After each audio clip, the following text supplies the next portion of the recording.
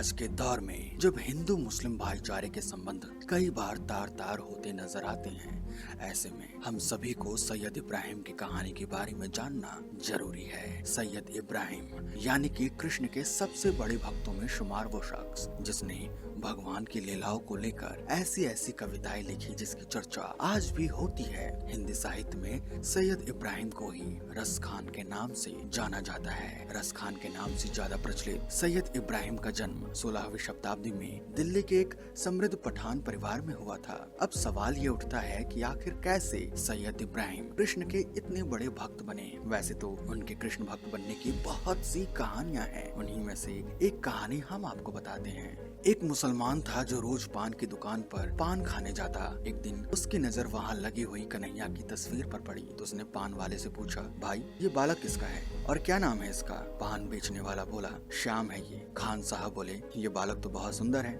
घुंघराले बाल हैं, हाथ में मुरली भी मनोहर लगती है, मगर जिस जमीन पर ये खड़ा है वो खुरदुरी है, इसके पैर में छाले पड़ जाएंगे, इसको चप्पल क्यों नहीं पहनाते लोग? पान वाला बोला, तुझे बड़ी दया आ रही है, तू ही पहना दे। ये बात खान भाई के दिल में उतर गई और दूसरे दिन कन्हैया के लिए चप्पल खरीद कर ले आया और बोला, भाई मैं चप्पल लेकर आया हूँ, बुलाओ उस बालक को। पान वाला बोला कि ये बालक यहाँ नहीं रहता, ये वृंदावन रहता है, वृंदावन जाओ। खान साहब ने पूछा कि इसका पता बताओ, वृंदावन में कहाँ रहता है? बोला, इसका नाम श्याम है और वृंदावन के बाकी बिहारी मंदिर में रहता है। खान साहब वृंदावन के लिए चल दिए। वृंदावन में बाकी बिहारी के मंदिर चले गए। खान भाई ये सोचकर कि मेरा श्याम कभी तो बाहर आएगा, मंदिर के गेट पर ही बैठकर इंतजार करने लगे। उन्हें इंतजार करते हुए पूरा दिन निकल गया, रात आ गई और भोर का समय भी आ गया तो उनके कानों में घुंघरुओं की आवाज आई। उसने खड़े होकर देखा तो कुछ दिखाई नहीं दिया। उसने फिर अपने पास में देखा तो श्याम पास में खड़े दिखते हैं। श्याम को देखकर खान भाई की खुशी का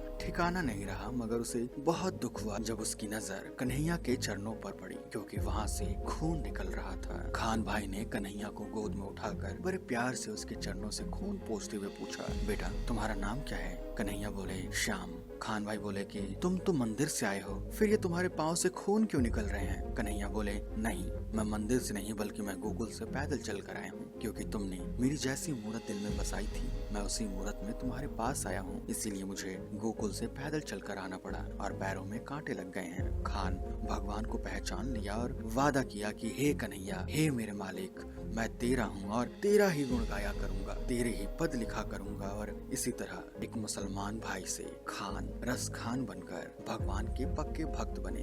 वृंदावन जाकर वहाँ वो कृष्ण भक्ति में इस तरह डूब गए कि उन्होंने मुस्लिम धर्म त्याग कर कंठे माला धारण कर ली और फिर वे हमेशा वहीं के होकर रह गए। ब्रज भाषा में उनकी कविताओं में कृष्ण भक्ति के अलावा प्रेम रस खास तौर से रहा। रस खान की निधन मथुरा में 1628 में हुआ और आज भी उनका वहाँ मकबरा है।